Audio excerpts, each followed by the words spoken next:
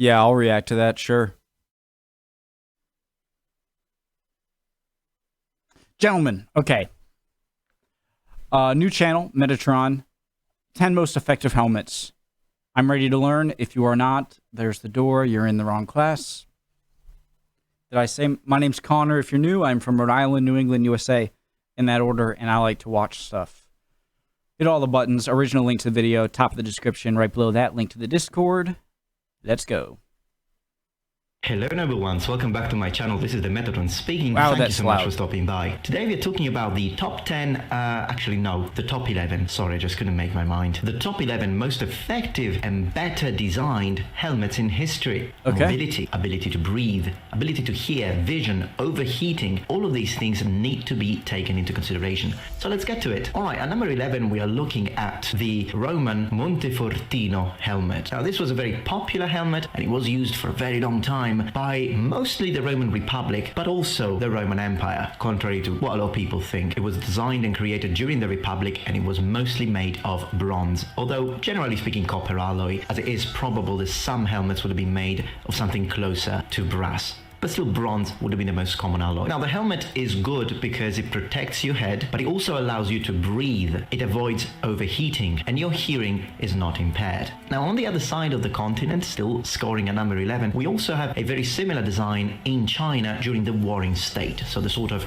Warring State bronze helmets. So very similar, so they share number 11. At number 10, we... I'm assuming that little thing at the top loop is for maybe hanging, putting a rope through, so when you're traveling without your helmet, you could hold on to it. Warring State bronze helmets. So very similar, so they share number 11. At number 10, we have the Roman Colus. So again, we are in Roman times, but the helmet now, it's starting to cover more of the wearer's head. So increased protection, but still pretty good. Mobility, ability to breathe, and vision, those haven't changed. These are also copper alloy. I would like to put as well the Illyrian type helmet, which is a Greek kind of helmet, together with the Roman Colus, so still the number 10. I like that one. one. The Illyrian was a very old design. We're talking about 8th century BC. It wouldn't really be better than the Montefortino in my opinion, but in its later versions, it would also cover the entire head and the neck. That's why it scores at number 10, considering the later versions. Seems like it has good vision and enough protection. At number 9, we've got again a Greek helmet, and this time it's the Corinthian helmet.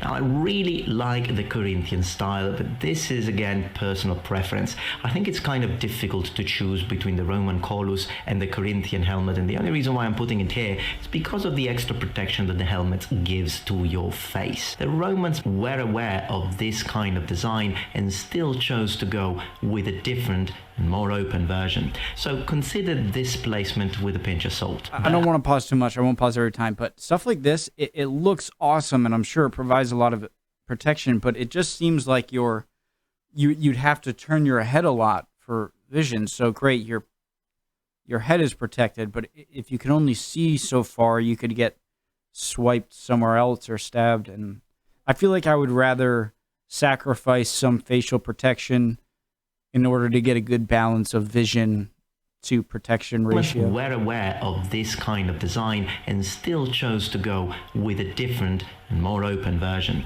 So consider this placement with a pinch of salt. Those look cool. But at number 8, we go again back to the Romans, and this time it's the Imperial Gallic, specifically Type H. With number 11, 10, and 9, these are very, very close calls, but with number 8, I believe we have a real improvement. By this time, the Romans had mastered iron working, so these helmets were mostly made of iron. First and foremost, the helmet is better shaped. It protects even more as it extends behind the neck, which the Romans understood was an area that in a very close quarter combat situation with big shields would be targeted a lot. Also, some variations of the Imperial Gallic have reinforcements both in the brow and the front, namely the brim, but also on the top sometimes with cross sections. At number 7, we are already... That's smart. I'm surprised they don't use that more. They didn't do that more often, like attach more of these kind of bars to the top of the helmet, so anything, maybe stabbing it won't help, but anything in terms of bashing or slashing down,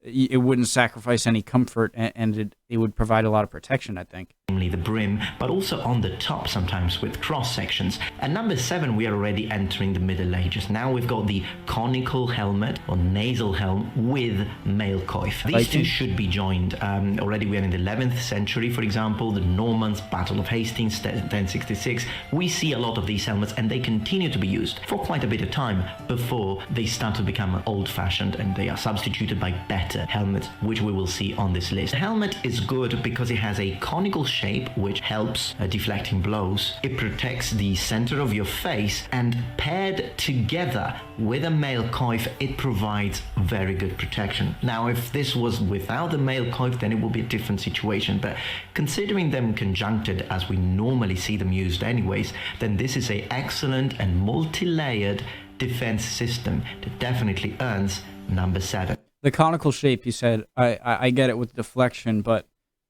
couldn't it also be a bad thing? I mean, if you're deflecting like a sword blow, wouldn't it kind of deflect it down to your shoulder? Wouldn't maybe a more rounded... Now, at number 6, we are still in the Middle Ages, and we are looking at the Kettle Hat, of which I have a very nice replica here that I'd like to show you. Kettle hats, there are quite a lot of versions. Some have longer and bigger brims, and some have got smaller profiles, like for example the one that I own. But the Kettle Hat is a good helmet for quite a lot of reasons. Reason number 1, it protects the upper part of the head, which is where most attacks will come naturally, and the brim allows to cover part of the face without having to actually cover it, physically cover it. The extending brim would block attacks that could otherwise reach the face. Now, these helmets of course allow you to breathe, they still give you excellent visibility, and I like that one. I don't. It's not the prettiest helmet, but I think it would protect nicely without much. Obviously, you can tell I don't know what I'm really talking about here.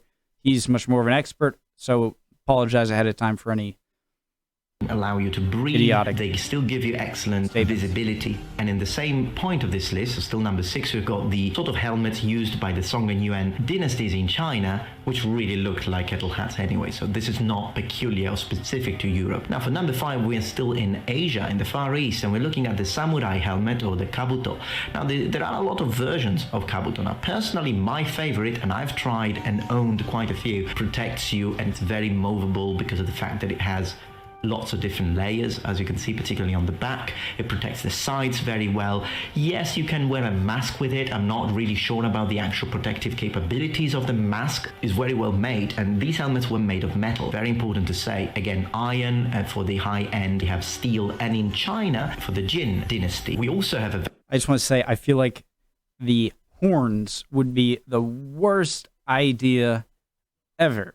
For one, if you're in thick brush, I'm not saying that it's probably more ceremonial. Thick brush is going to get hit, but if you're in combat, I mean, you're going to get your neck broken. If I could just grab a side of that horn and just yank it down or whatever.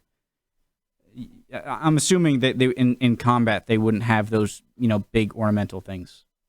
The mask is very well made, and these helmets were made of metal. Very important to say. Again, iron for the high end. We have steel, and in China for the Jin dynasty. We also have a very similar helmet, similar to the samurai style, so I'd like to mention that one too, since normally Chinese helmets are not as famous, but there are a lot. At number 4, we have the Great Helm. And I'd like to underline one thing though. There isn't one specific and single kind of Great Helm. This is typical for the knights, of course, or men-at-arms, but there are a lot. In fact, the sort of Great Helm that I'm really meaning when I talk about this is the later version, the one that has a Sugarloaf shape on the top, which again helps encouraging blows to basically go away and disperse the energy of the impact. The flat top helmets, although they were used for over a century, they didn't really allow for that. Now, of course, if you're mounted and you're charging towards infantry, most likely they won't reach the top of your helmet. So that could be one of the explanations why flat tops still were used.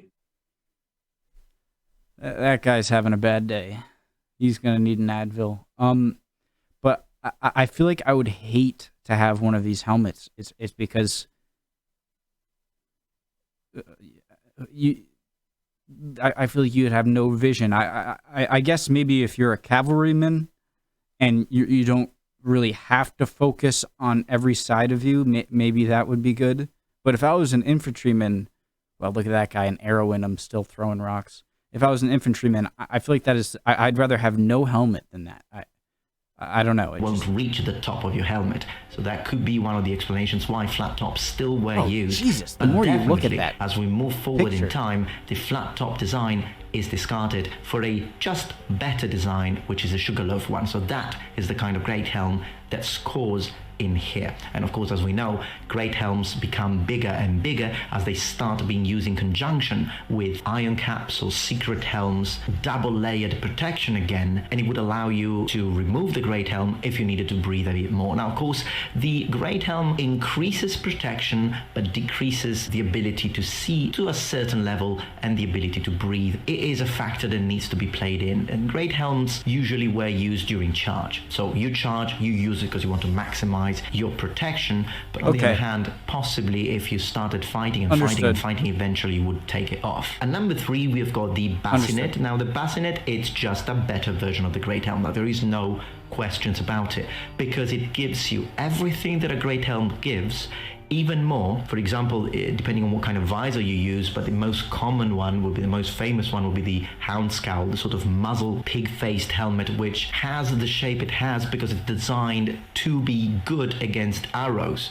Because if an arrow hits a flat surface, it will hit it very powerfully, but if it's hitting pointy surface, then it's a lot easier that the arrow will be deflected. I'm just imagining one going right into the eyes, but I'd imagine an arrow wouldn't be able to go through this slot here. But I'd imagine that happen a lot, though, if you were hit by arrows with this helmet, just like pulling stuck arrows that went into the eyepiece there. Not enough to go into you. But if it's hitting pointy surface, then it's a lot easier that the arrow will be deflected. So it is a better helmet. It still gives the same sort of visibility than a great helm, and it also allows you, when needed, to lift or hinge up the visor. So you don't actually have to remove the entire helmet like you had to with a great helm. This time, you just lift up the visor, and that is a great technological development from a great helm. So, and of course, by this time, although some iron helmets were still used, for example, up to the times of the Battle of Agincourt, still high-end armor would have been good quality steel. Now, as we move to number 2, we have got the Salet, or Saleh, however you want to pronounce it. Now, this is a absolutely gorgeous, badass looking, but these are not the reasons why it's here.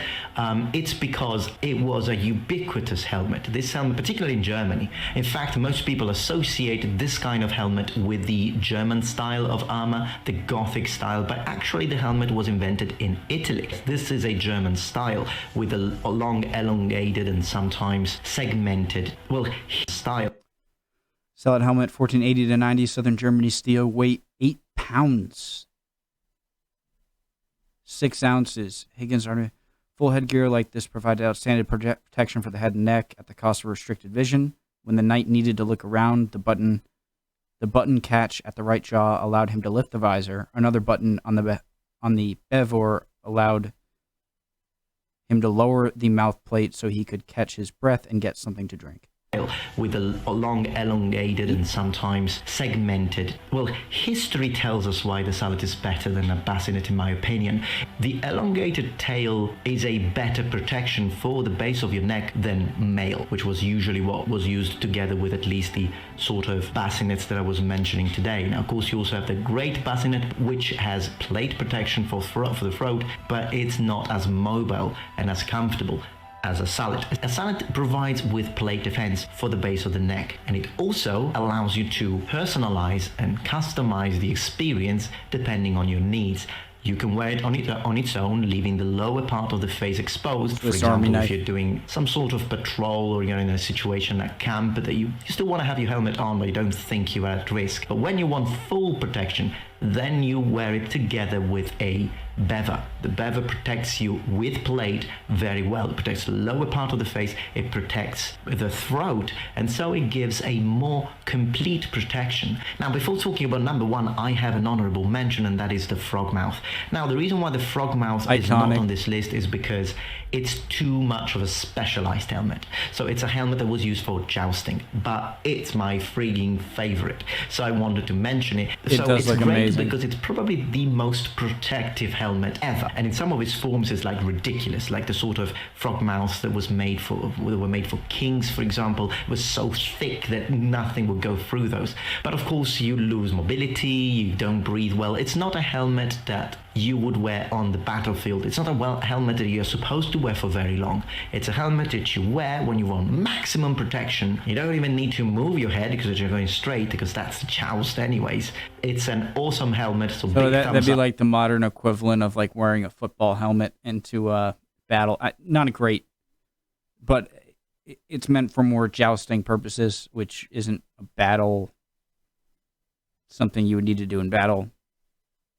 Up for the frog mouth, and let's go to number 1. And at number 1, we've got the cavalry Armet. charge. Now, this for me is the best design ever. It is just amazing. The Armet has all the advantages of the Salet, but it also allows you to have even more protection, particularly if you use the wrapper, which is an Italian invention that allows you to choose if you want even more protection, which gets it rather close to what you get with a frog mouth, and it's still something that you can remove if you need to. It has a lot of different mechanisms to open it up. You can open it completely, or you can just lift up the visor. By this time, it would be definitely high quality steel. So this is the best helmet. It just has the best of all worlds, in my opinion. And it was, as we know, the favorite of many professional knights. It really does look like it is a perfected frog head helmet, frog helmet.